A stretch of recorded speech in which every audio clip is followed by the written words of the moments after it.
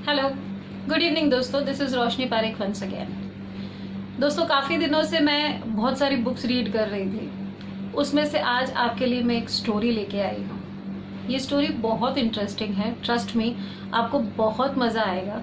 और इसका जो क्लाइमैक्स है, जो अंत है, उसको ज़रा ध्यान से सुनिएगा। वो मैं चाहूँगी कि आप उस पर ध्यान दें, क्योंकि आपके लिए कुछ है, उसमें कुछ संदेश है जो मैं आपको देना चाहूँगी। सो शुरुआत करती हूँ स्टोरी की। स्टोरी है विदेश में एक जहाज की। जहाज में इंजन में कोई टेक्निकल प्रॉब्लम थी जिसके कारण वो फंसा पड़ा था। उसके दोनों मालिक बेहद परेशान थे।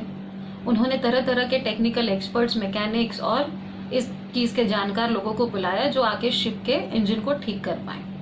नतीजा हुआ जीरो। वे बेहद परेशान हो रहे थे कि भाई धंधा ठप पड़ा है, शिप चल नहीं रही है, कैसे करे, क्या करे, और कोई तोड़ नहीं निकल रहा था।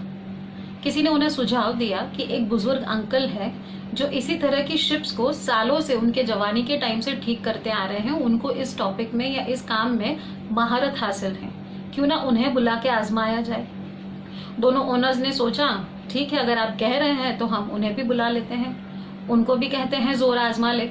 और दूसरे दिन डिसाइड किए अनुसार अंकल को बुलाया गया। जैसे ही अंकल आए, सब लोग अचंभित थे, भाई ये अंकल ठीक कर पाएंगे। अंकल के साथ आया था उनका एक बड़ा सा टेक्निकल टूल बॉक्स का झोला। अब हुआ ये कि सब लोग को लगा कि भाई नहीं, टूल बॉक्स वगैरह लेके आए हैं तो कुछ ना कुछ तो कर ही पाएंगे। एक्सपेक्टेशंस भी होने लगी और कंफ्यूजन भी होने लगा कि भाई होगा कि नहीं होगा। अंकल ने जाते ही इंजन को टटोलना शुरू कर दिया, राइट लेफ्ट दाएं बाएं ऊपर नीचे इंस्पेक्ट करना शुरू। क्या प्रॉब्लम है, जैसे डॉक्टर चेक करते हैं वैसे अंकल जी जाके उसे चेक करने लगे। हुआ ये कि उन्हें प्रॉब्लम कहाँ थी वो पता चल चुका था। और जाके अंकल जी ने अपने मैजिकल टूल बॉक्स से एक मैजिकल छड़ी निकाली। वो छड़ी थी एक हैमर या एक हथौड़ी की। यस दोस्तों, केवल एक हथौड़ी। आप भी शौक में आ गए ना कि एक हथौड़ी से कैसे काम होगा। बट हुआ वही है कि एक हथौड़ी से उन अंकल ने जहां पे इंजन को दुरुस्त करने की जरूरत थी वहीं जाके उसे 8 से 10 बार हथौड़ी से ठोका।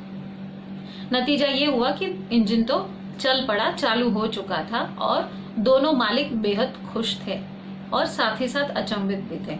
खुश इसलिए थे कि उनका काम चल पड़ा था, उनकी शिप रेडी हो गई थी, इंजन दुरुस्त हो चुका था। और अचंभित इसलिए थे कि केवल एक छोटी सी हथौड़ी से काम हो गया। जो इतने टेक्नीशियंस, इतने एक्सपर्ट्स नहीं कर पाए, वे अंकल ने एक ही बार में कर दिया, वो भी सिर्फ एक छोटी सी हथौड़ी से। अंकल तो चले गए अपना टूल बॉक्स उठा के, और दूसरे दिन सुबह सुबह उन्होंने मालिक को बिल भेज दिया। बिल तो भेजा, साथ में शॉक भी भेजा। क्यों पता है? बिल का अमाउंट सुन के मालिक को शॉक लग गया, साथ ही साथ मुझे भी शॉक लगा था, ट्रस्ट मी। रीजन ये था कि बिल का अमाउंट सुनेंगे ना, शायद आपको भी शॉक लग जाएगा। रीजन ये था कि वो अमाउंट ही इतना बड़ा था, कोई सोच नहीं सकता था कि केवल एक हथौड़ी मारने के $10,000। सही सुना दोस्तों, $10,000। सिर्फ एक हथौड़ी मारने के $10,000। दोनों मालिक बहुत अचंभित थे, बहुत शॉक में थे कि इतना बड़ा अमाउंट कैसे। इसीलिए उन्होंने रिटर्न में अंकल जी को जवाब भेजा, प्लीज सेंड आइटमाइज्ड बिल, या व्यक्तिगत बिल जिसे कहते हैं, कि आप उसकी डिटेल बिल भेजिए कि आपने इतना बड़ा अमाउंट क्यों चार्ज किया है। शौक तो और लगेगा दोस्तों, शौक ये लगेगा कि रिटर्न में अंकल ने क्या जवाब दिया। अंकल ने कहा हथौड़ी मारने के, ध्यान से सुनिएगा, हथौड़ी मारने के $2, केवल $2 हथौड़ी मारने के, और हथौड़ी को दुरुस्त जगह पे, सही जगह पे मारने के $9,998, $9,998। मैसेज समझ में आया दोस्तों? नहीं आया तो मैं बता दूं।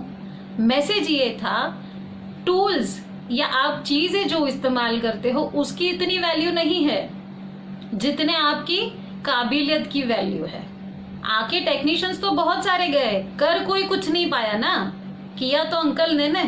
क्यों? क्योंकि उनका बुजुर्ग का अनुभव था, एक्सपीरियंस था, उनकी नॉलेज थी या उनकी एक्सपर्टीज की। आप कुछ भी नाम दे सकते हो इस चीज को, बट मेरी भाषा में मैं इसे एक्सपर्टीज या काबिलियत कहूंगी या कैपेबिलिटी कहूंगी। मेरे हिसाब से उन्होंने जो किया वो उनके एक्सपीरियंस के अनुसार था। सो मैं आपसे भी यही कहना चाहती हूँ कि आप जो कर रहे हो उसकी काबिलियत के पैसे मिलते हैं। आप जो जानते हो, आपका जो हुनर है, जो टैलेंट है, जो आपको भगवान ने गॉड गिफ्ट दी है, दुनिया में उसी की कीमत है, उसी की वैल्यू है। निराश होके, डिसअपॉइंट होके, या जो हम कॉमनली करते हैं अपने आप को दूसरों के साथ कंपैरिजन करना, मोल तोल करना, वो ना करें। अपने आप को किसी से कम ना आके। क्यों पता है? हर एक को भगवान ने अलग अलग गुणों के साथ भेजा है, अलग अलग विशेषताओं के साथ भेजा है। शायद आप जो कर सकते हो वो मैं नहीं कर सकती, शायद मैं जो कर सकती हूँ वो कोई और नहीं कर सकता, कोई तीसरा इंसान कुछ कर सकता है, शायद वो किसी और से नहीं होगा। सो हर एक की अलग अलग कैपेसिटी है या कैपेबिलिटी है। मैं आपसे यही रिक्वेस्ट करना चाहूंगी कि आप इस लॉकडाउन के वर्जन 3 में भी नेगेटिव या नाराज ना हो, डिसअपॉइंट ना हो, डिप्रेस्ड ना हो। काफी लोग बहुत डिस्टर्ब्ड और डिप्रेस्ड होते चले गए हैं कि अब क्या होगा, कैसे करेंगे, आगे का क्या होगा, कुछ पता नहीं है, लॉकडाउन कितना लंबा होगा, कितना जल्दी खत्म होगा, नो आइडिया। बट इन सब चीजों से सोचने से क्या आपको इसका निर्णय मिलेगा? क्या आप इसमें कोई बदलाव ला पाएंगे? बदलाव अपने अंदर लाइए, अपनी कैपेसिटी या अपनी कैपेबिलिटी को पहचानिए, अपने हुनर को जानिए। यही मैं कहना चाहती हूँ आपसे। थैंक यू सो मच दोस्तों for liking my videos, subscribing.